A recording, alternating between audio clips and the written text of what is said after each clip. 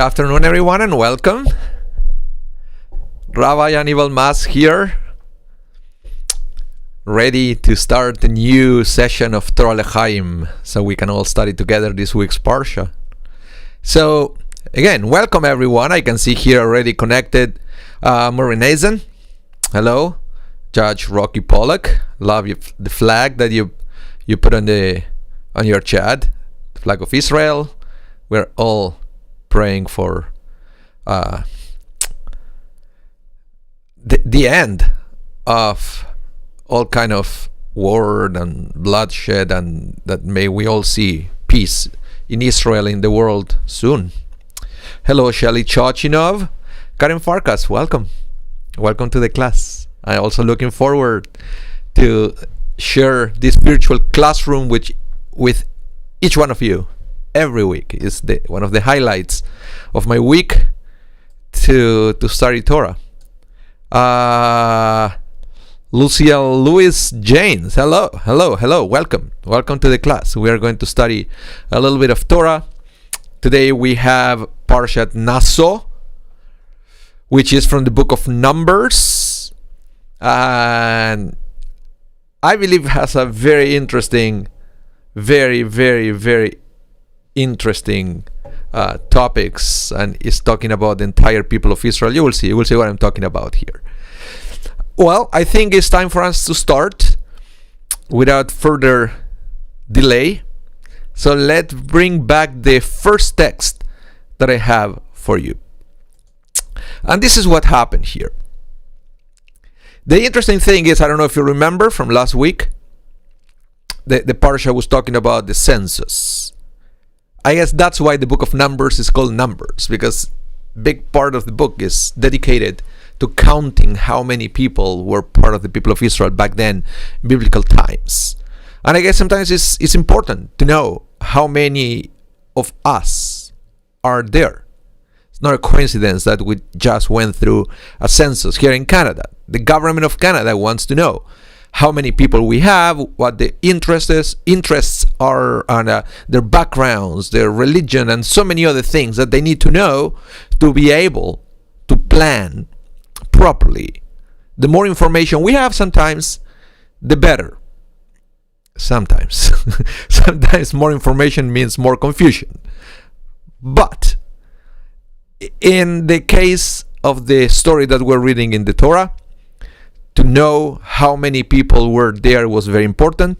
Moses was trying to plan for the journey ahead, for the journey to the promised land. They realized that it was going to be lots of wars, lots of hostile neighbors that they had back then, and they needed to strategize, but they needed to know how many soldiers they had.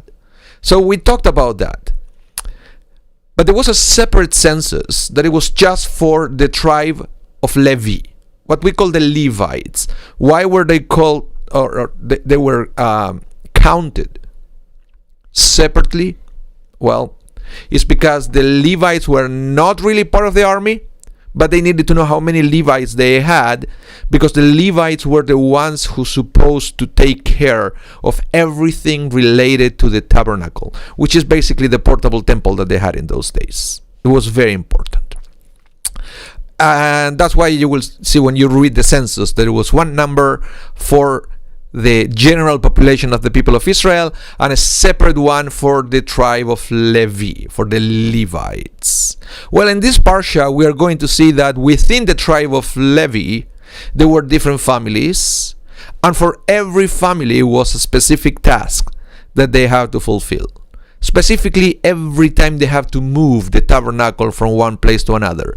Because in this long journey, all the way from Sinai to the land of Israel, that it ended up being, I don't know if you remember, 40 years. They move around a lot, and they needed to be organized in the way the tabernacle will be turned down and then built again, and so forth. So we're going to read today the specific tasks that they were assigned for the tribe of Levi. Okay. Hello, Michael Legoff. I just saw the message. Welcome to the class. You're not late, actually. You just missed my introduction.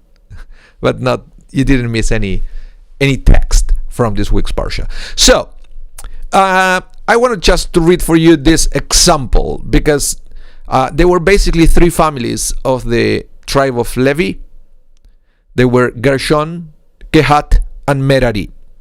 Okay? And all the task will be split equally between these three families. So, for example, it says here, the Gershon family are to be responsible for serving and for transporting loads. They are to carry the curtains of the tabernacle, the tent of meeting, its covering, the fine leather covering above it, the screen for the entrance to the tent of the meeting, etc., etc., etc. And then if you keep reading, it's going to be a description of what was the task of each one of the families. It seems to be nothing special with that. Well, except that we are going to read towards the end of the Parsha. Remember, this is Numbers chapter 4. The Parsha, the Torah portion, will end on chapter 7. So it's interesting that it opens with a description of the tasks for the different families, but then at the end, the Torah adds a little bit more information that it seems to be irrelevant, but, as I hope you're going to agree with me, has a lot of meaning. Let me explain.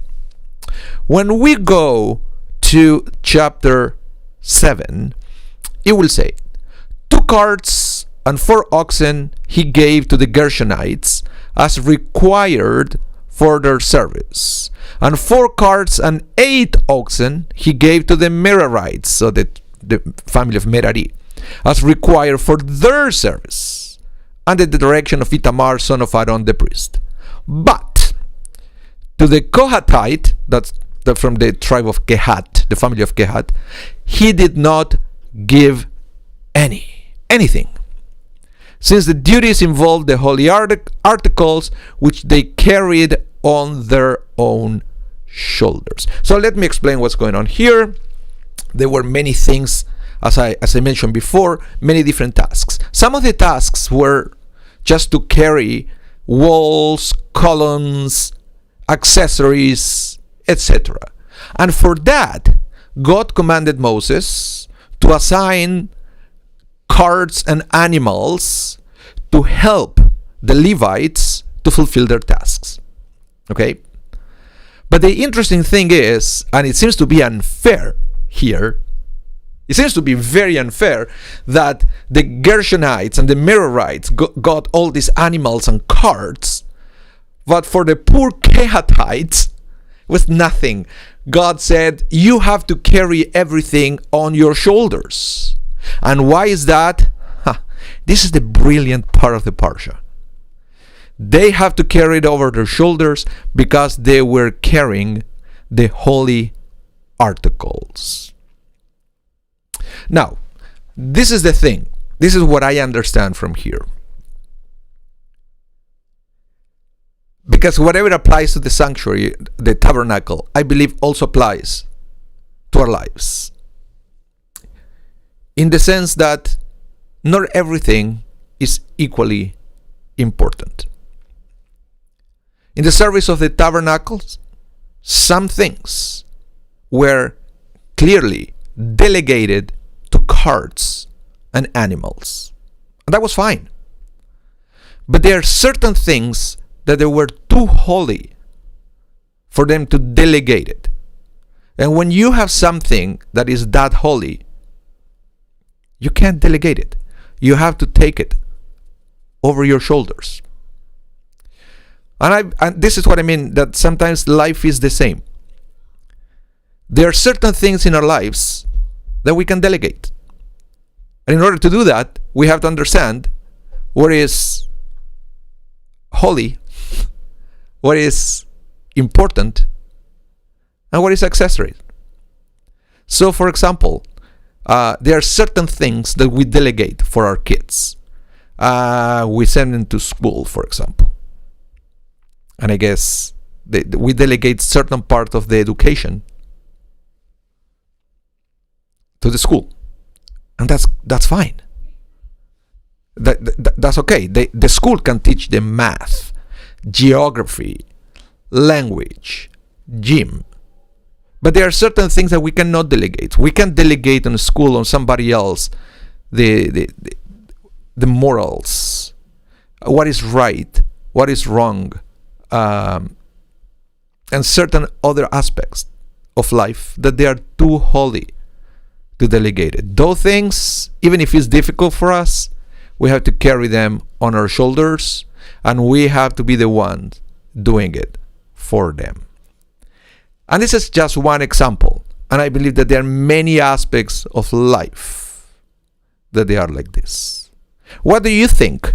What do you think is important in your life that is so holy that it should not be delegated, that you should take the responsibility to do it yourself? Can you think anything like that? Michael, you said it feels like less delegating since they've been sent home for classes. Yeah, but it's still delegating because you put it in front of a screen, and then, I don't know, you go out, and you do your things, right? While your kids will be in front of the screen, and the school is still taking care of that.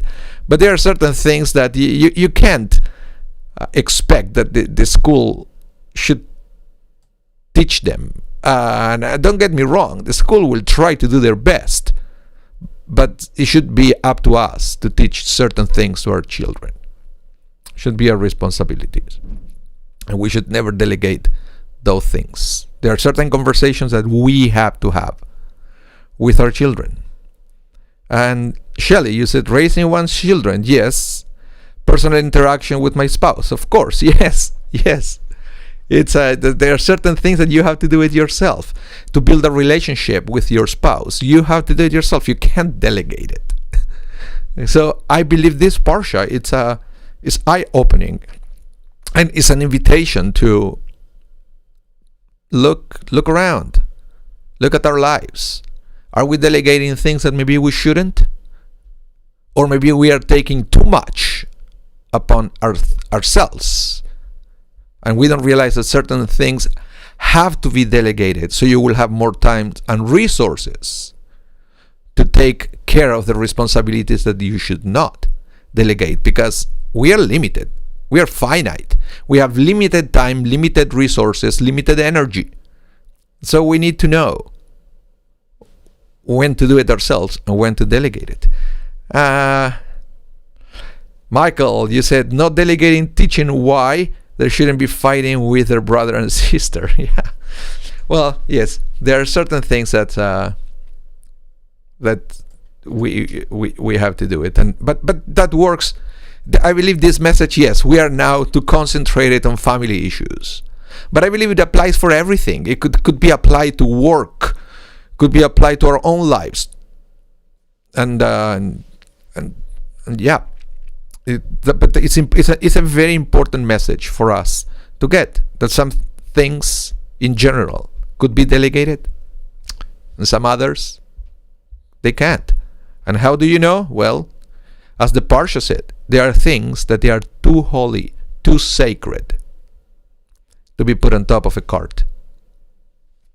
You have to put it on top of your shoulders. And I'm pretty sure back in the day, when they have to move these sacred objects like the menorah or the ark, they were pretty heavy, but nevertheless, it's the right thing to do. Let's see, and basically, actually, let me tell you, not delegating attending to shul. No, you can't. You have to do it yourself. But let me tell you a little bit of practical halakha, practical Jewish law that sometimes we learn from here. That is, for example, let's say that you want to donate a new Torah scroll to the synagogue.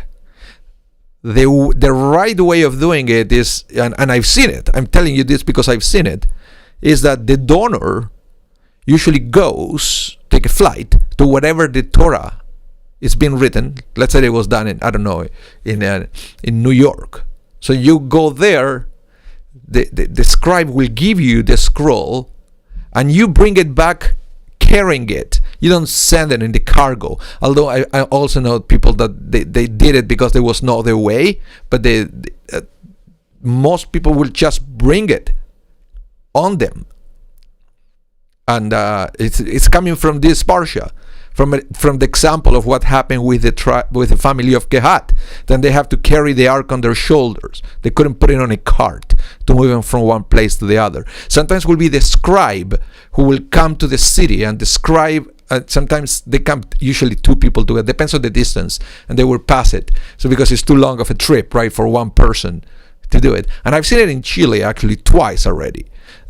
They were 2 scrolls of Torah. They were donated to the synagogue, and that's what they did. They were two congregants that they went to the United States. They got the Torah, and when they came back, they flew it. They were able to carry it on the cabin when they came back, and it was that's how I learned about this.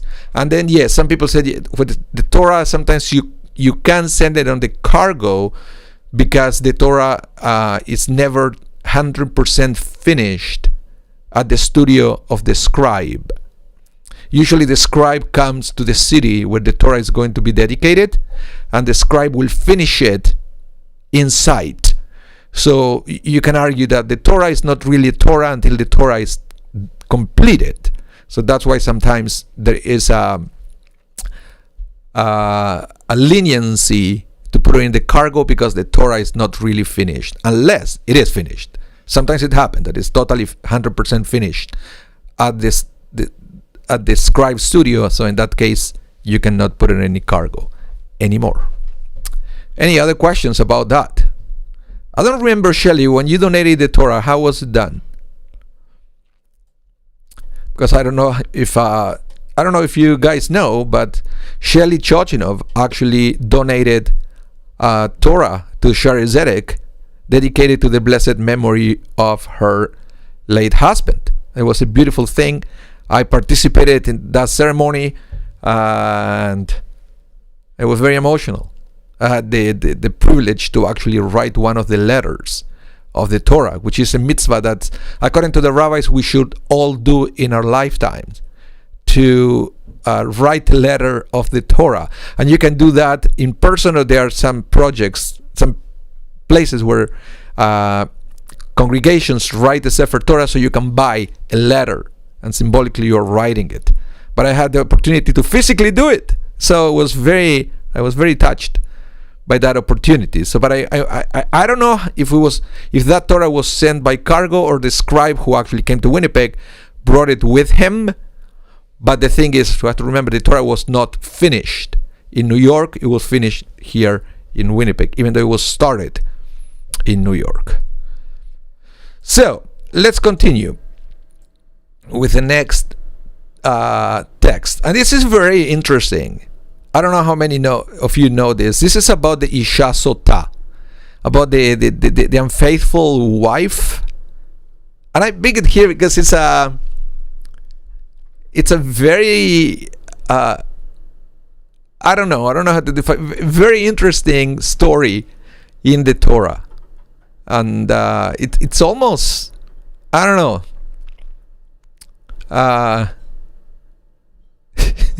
it's so weird, because it involves a spell, like black magic. And it was a spell that it was performed by the priest just to prove the innocence or not of a woman. So because this is what happened back in the day. Let's read this. Adonai said to Moshe, God said to Moses, tell the people of Israel, if a man's wife goes astray and is unfaithful to him. But this is the thing. The husband didn't have to have any proof. Because if the husband had any proof, the wife will, back in the day, she would be put to death. There was nothing to do. But what if he doesn't have proof, but he kind of has a gut feeling that the wife was unfaithful? And the Torah says, if that happened, if the husband, he's going crazy, he's going nuts, he can't sleep, he can't think, because all he can think is his wife was unfaithful. So okay, so you know what you do? You go to see the priest, and the priest is going to make like a magic ritual, and as a result, we are going to know if she was unfaithful or not. I don't want to go or to read too much about this because you have to always be aware of the time where these events were written.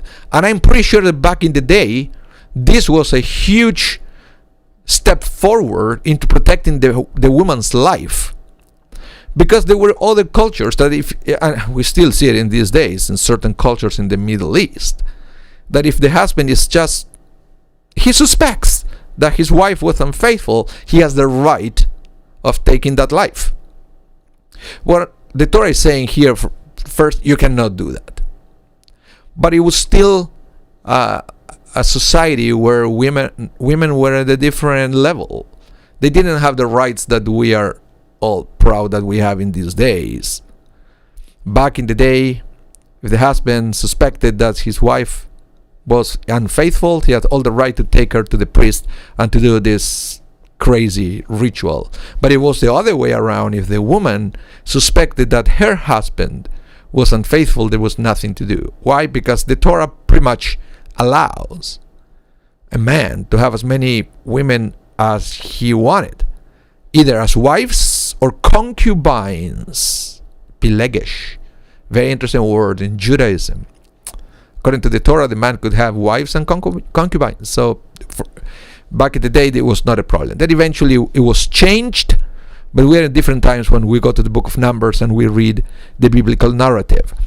So the ritual involved these bitter waters and dirt from the temple, and basically the priest will mix all that and he will cast a spell. And he will say, may this water that causes the curse go into your inner parts and make your abdomen swell and your private parts shrivel up.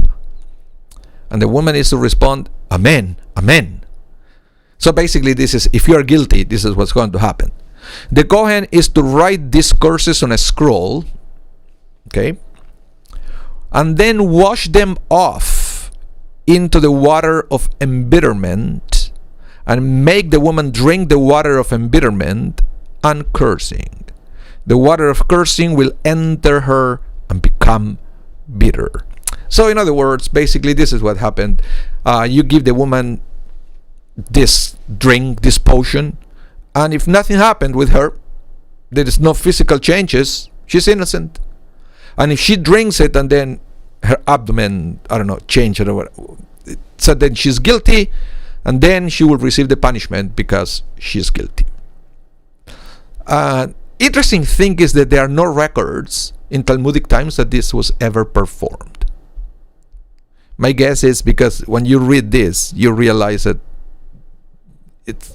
how can this work, right? Unless there is something that a woman who really believes in the validity of this spell, she will refuse to drink it because she's guilty, and then everybody knows that she's guilty. Might be that some kind of psychological pressure on her, but they are not written proof that this ritual ever happened, and eventually it was discontinued because I guess all what it takes is for one woman that she was actually guilty. She went through this, she drank the potion, nothing happened, and then she will go and tell her friends, nothing happens. Right? It's and then everybody will do whatever they want to do, and then they will go drink the potion, nothing happened, and then it was useless. But as you can all imagine, I brought this story for a reason. The interesting thing is that this spell that the Kohen, the priest, have to write down on a scroll contained the name of God. And what we see here is that eventually that scroll will have to be washed off with water. But we know that there is a piece of halacha of Jewish law that it says that it's forbidden to erase the name of God. So we have a contradiction here. How can we have the prohibition of erasing the name of God if this ritual clearly states that the name of God will have to be written into that scroll? How can we understand it? Any guesses? Meanwhile, I want to read what Shelley Chochinov said here about the Torah. He said, long story, scribe in Bathsheba, specifically chosen.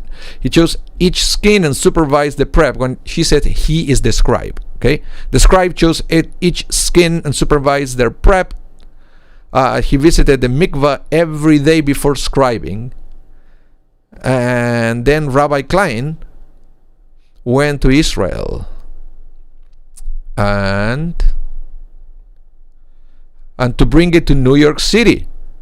Then he went to New York City to choose the Etz Chaim, which is the sticks of the Torah, selected the fabric for the mantle, chose the keter, the crown. The Rabbi Klein brought the pieces. The pieces to Winnipeg, and then he assembled it here. Very interesting, Shelley. Very interesting. So, let me tell you what's going on here with this spell and why the rabbis are so perplexed about this ritual.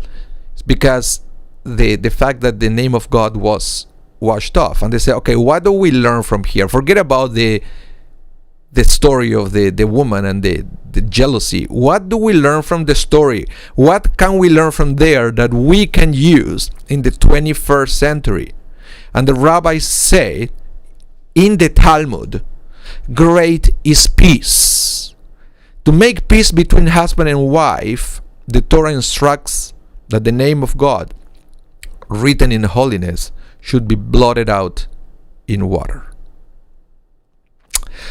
They would write the abbreviated form. No, actually the rabbi said that they wrote the real name of God, and the fact that they were allowed to erase the name of God was a proof that making peace between husband and wife, because that was at the end of the day the goal of the ritual. It said, you see, you jealous man, he didn't do anything to you, so go home and be happy and forget about it. That was the idea. So the rabbis understand that by allowing them to erase the name of God, they're making a statement that peace is such an important value that you are even allowed to erase the name of God in order to restore peace. I think it's a beautiful statement from the Talmud, and there is something that we can all learn from this text. And I believe that it's something that affects every generation in many different aspects of our lives. To prioritize peace. I think it's really beautiful. I remember the installation, Shelley, with all the music and everything. Judge Pollack, you said early family law mediation. Yeah, pretty much. It was a good attempt, though. It was a good attempt to do it. I still have to say that it was a little strange the way they decided to do it. But if it worked, hey, who am I to judge? If it worked and husband and wife found peace, that's great. And yeah. And so let me give you a couple of examples on how peace is so important. Because we will find even in the Torah that God lied in order to preserve peace between husband and wife. A little lie. And we know that in Judaism how important it is to say the truth, to be truthful in what you say. Honesty, integrity, they are fundamental values of Judaism, and yet we said that God had to tell a little lie in order to preserve peace.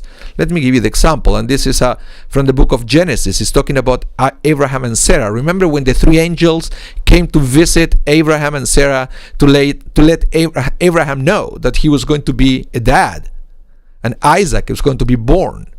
So the angel is talking here. He said, I will certainly return to you around this time next year, and Sarah, your wife, will have a son. Sarah heard him from the entrance of the tent behind him. Abraham and Sarah were old, advanced in years. Sarah was past the age of childbearing. So Sarah laughed to herself, thinking, I am old, and so is my Lord. That's what it said, my Lord. She's talking about Abraham, right? So I'm old, and so is my husband. Am I to have pleasure again? So in other words, what she's saying is, come on, how can I have a son? You see, my husband is too old. He can't do it anymore. Pretty much, that's exactly what she's saying. I guess it sounds funny here in English, but it's not going to happen.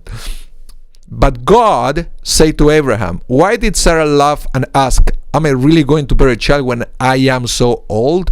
This is very interesting, because that's not at all what Sarah said. Sarah was blaming Abraham, saying that he is too old, and kind of the story implies that Abraham heard Sarah saying it, and he probably was mad. So, what did you say? What did you say about me? And God said, well, no. She was laughing, saying that she's too old to have a baby. And Abraham said, oh, okay, sorry, I misunderstood. And then nothing happened, and there was peace again between Abraham and Sarah. And in order to do that, God had to change a little bit the facts so peace could be preserved. From these stories of understanding how important peace is, we learn a concept that is huge in Judaism. It's called Shalom Bayit, peace in the home, and how important it is to preserve the peace in the home. And from there we learn that sometimes we can break the rules of halakha a little bit if necessary to preserve the peace in the home. Let me bring you an example. This is a beautiful Hasidic story that presents this concept. The story is told that one Friday night, a rabbi visited the home of a man who berated his wife for not remembering to cover the challah before the recitation of Kiddush, causing her to leave the table in tears. You know that, right? If you celebrate Shabbat, Friday night dinner, you know that you have to cover the challah. Why? Well, because it's going to explain that, but that's the law. You have to cover the challah. It's halakha. It's Jewish law. Then you can do the kiddush, but not if you don't cover the challah first. Okay? So in case this woman, she forgot, and the husband was very harsh on her. The rabbi, in addressing this uncomfortable situation, was able to use his wisdom to give the intemperate husband a sense of perspective.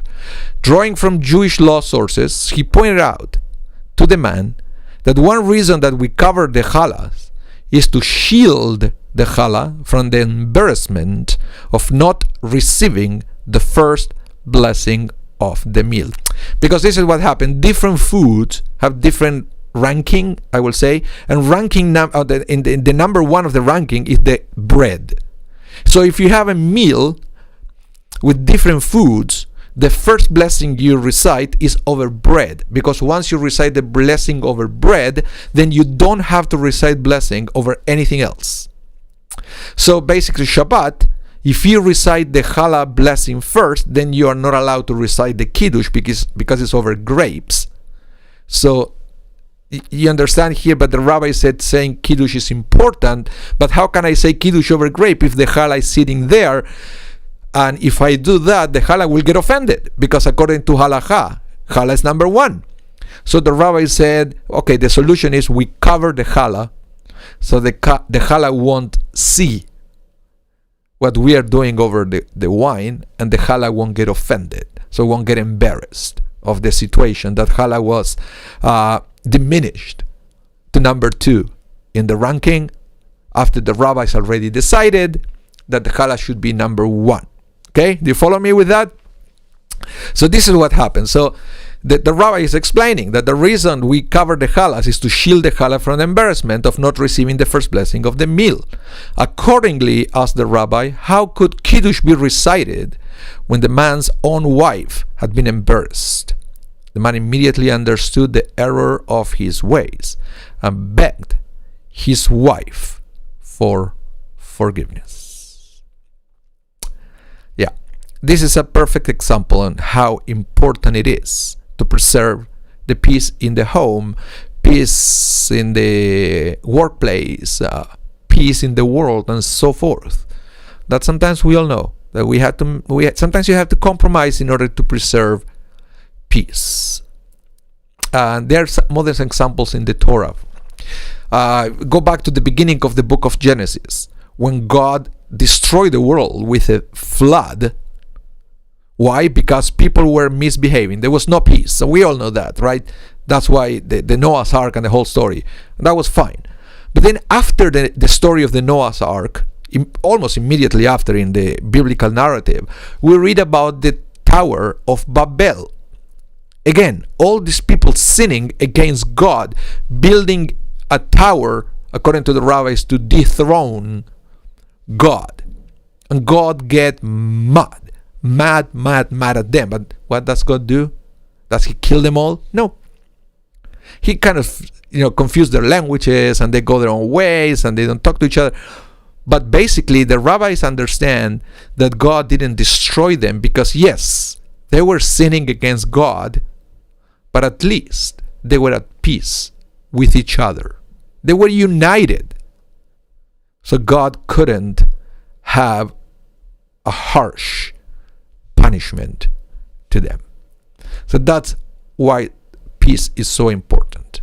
In fact, I would say in Judaism, we acknowledge this all the time. The way we say hello and goodbye, it's a shalom, which basically means peace. Maybe one day we'll talk about more details about peace. And even the way we bless each other in Judaism, with the most famous blessing, I will say, is the Birkat Kohanim, the priestly blessing. And I heard once another name that is used for this blessing that is called the Aharonic Blessing, because it was the blessing that Aharon the priest used for the first time to bless the people of Israel, and then the priest kept using the same blessing. And the last word of the blessing is shalom. Shalom, peace. It's almost like if we don't have shalom, you can't enjoy any other blessing. Let me explain this to you. This is coming from the book of Numbers. And it says, the Lord spoke to Moses, speak to Aaron and his sons. Thus shall be the blessed. Thus shall you bless the people of Israel. Say to them, the Lord bless you and protect you. The Lord deal kindly and graciously with you. The Lord bestow his favor upon you and grant you shalom, peace. Thus they shall link my name with the people of Israel, and I will bless them. But it's not a coincidence that that blessing ends with peace, because it's the blessing that will allow you to enjoy all other blessings. So that's why it's so important to find ways, even if sometimes you have to compromise a little bit to find peace. Otherwise you will never have peace of mind.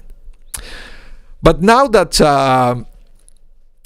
we are in this blessing, it is also from this parsha, by the way, I wanted to notice something very interesting, and is the way it's written. You see that the way that the blessing starts, said, the Lord bless you and protect you. And the rabbis were a little bit confused. Why do we need the two statements? Isn't that enough with saying, may God bless you? Why they have to add, and protect you? Very interesting, right? Well, let me bring a little bit of an explanation of this blessing as a whole. Michael, you said lovely and blessing over the children. Yeah. It's this is very interesting, and how this is a blessing that once used to belong to the priest, and now the rabbis decided that it belongs to the parents, right, or to the home. But that's a totally different story. How we became like priests in our own homes as well. So let me bring this text from Rabbi Mordechai Kamenetsky, and he said, it is not enough to get a blessing from God. It must be given with the assurance that it will have a practical implication. Many people receive blessing of wealth and health only to lose them to thieves and aggravation. Each of the priestly blessing is followed by a safeguard, a follow-up. A blessing of wealth alone is not enough. Hashem must guard it. Illuminating us with his countenance is not enough. unless fellow humans appreciate the grace that God has given the Jews in this very corporeal world. It is a worthless gift. And of course, even if he leaves his countenance upon us, we still need the blessing of shalom, peace. So that's why the blessing will say, may the Lord bless you and protect you. In other words, yeah, we all want the blessing, but please God, after you bless us, keep it there. Let us enjoy that blessing. So it's that's why we have the seemingly redundant statements into that blessing. And let me bring you another text, another thing talking about this blessing. And it says, all of the priestly blessings are phrased in the singular. They are addressed to each individual separately. How then can the last blessing speak of peace? Isn't peace a collective concept? Peace between nations, peace between neighbors, etc.? A Jew is commanded to love Hashem, to love God, with all his heart and with all his soul. But man has other interests, and his organs are at war with each other. Some want to love and serve Hashem, while others may not. How can man win this war? Our sages teach that one who wants to purify himself receives divine assistance. This is the meaning of the blessing that the Kohanim utter. May God establish peace for you. That means within you. Hi Charlotte, welcome. Shalom to you. And so in other words, and this is something that I always say, and you may have heard me saying it many times, and I believe this is not a Jewish truth, it's a universal truth. You cannot give what you don't have. So how can the world expect you to bring peace to the world if you don't have peace within yourselves? And I believe this is a truth that applies to everything, not just peace. You cannot give with what you don't have. You cannot use money that you don't have. You can not give anything if you don't have it first. So yes, we should all work for peace in the world. But what about first trying to find peace within ourselves? And I say this because I know many people that they don't have internal peace. And it's very important when we talk about the word shalom, about shalom bayit, peace in the home, for example, to also talk about finding ways of bringing back the elusive internal peace. And I believe sometimes that the way to find internal peace is to learn that things are never going to be perfect. It's a fact, and it's that if we go through life with the expectation that things should be perfect and we can never enjoy anything until things are the way we want them to be, guess what? You're never going to have peace.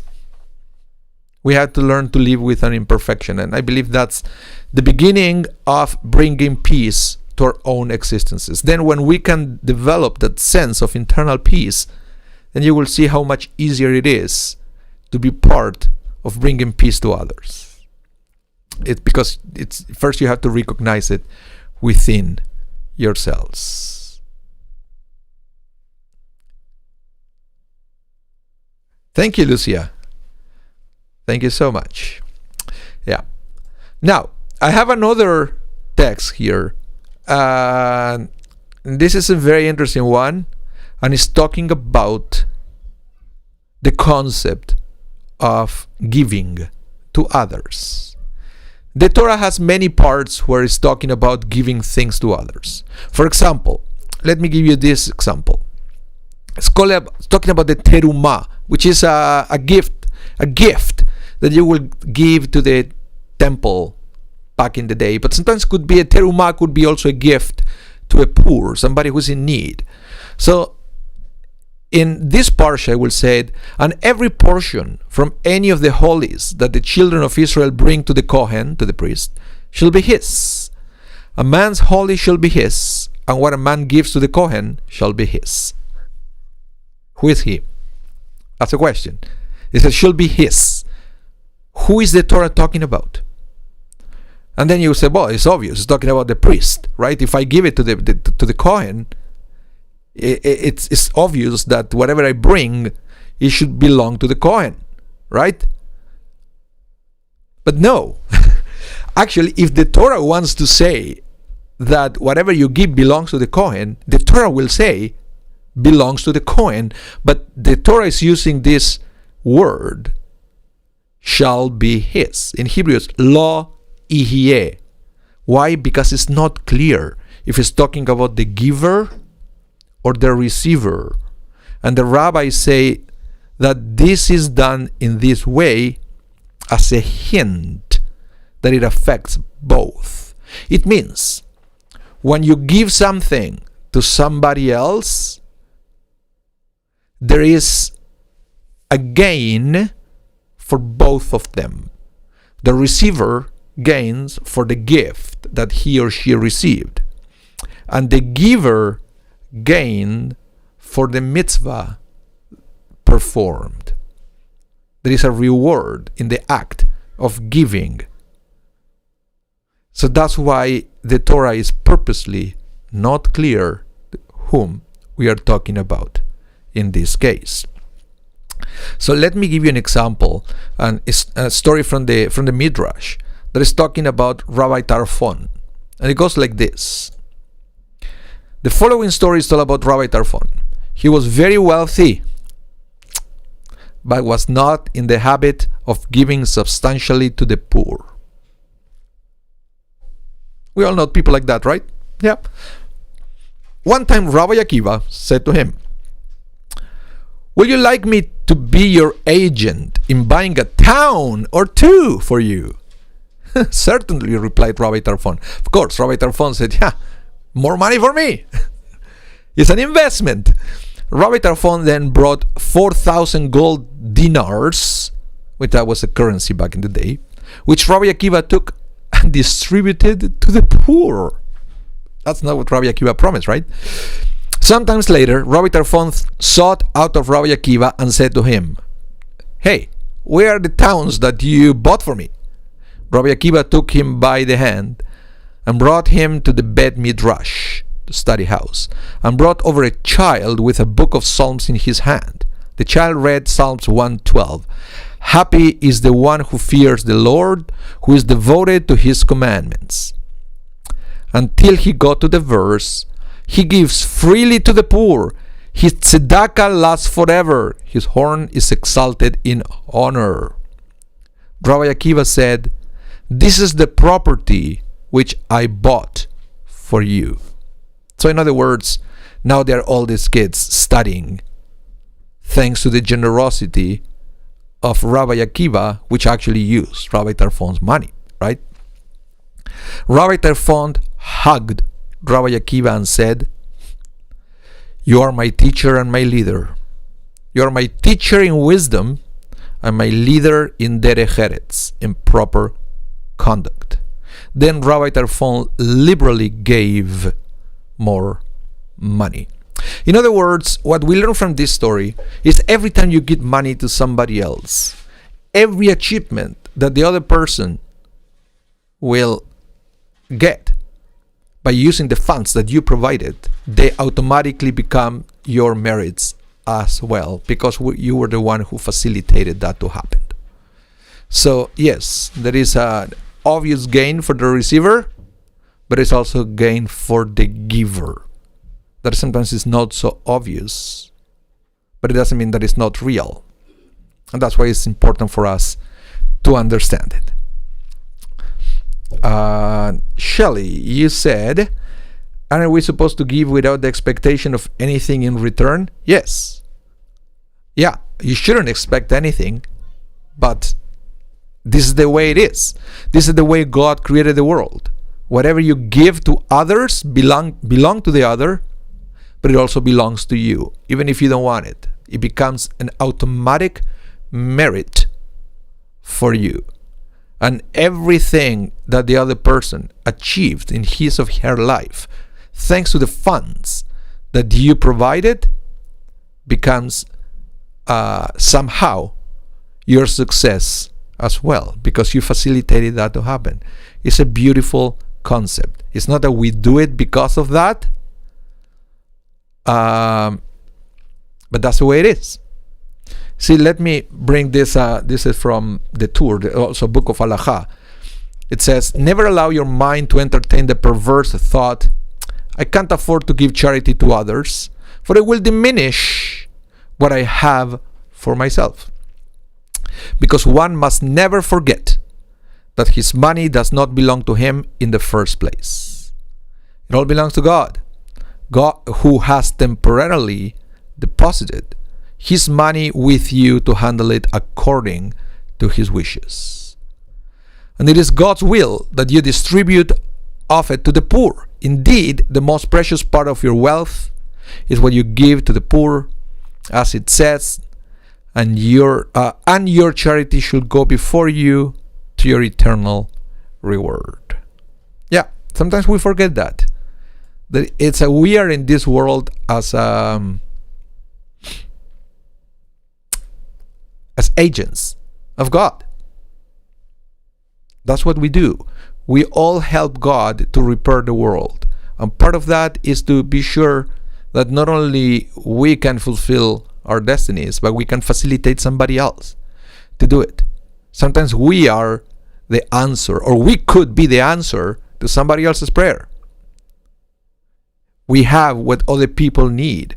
They are praying to God, and perhaps we could be there to be God's solution for somebody else's need. It's a wonderful concept. Let me bring one more text about that. This is from Sefer HaChinuch. It is a very simple book. It just lists the 613 commandments from the Torah, so we can know them one by one. And it's talking about the commandment of lending to the poor. It said the reason behind this commandment is that God wanted his creatures to be habituated and accustomed to the attribute of compassion and kindness, because it is a praiseworthy character trait, and by inculcating good character traits, they will be worthy of receiving good from God. For good and blessing can only be bestowed on good and not on its opposite. By God bestowing goodness to those who are good, his desire to bring goodness to the world will be fulfilled.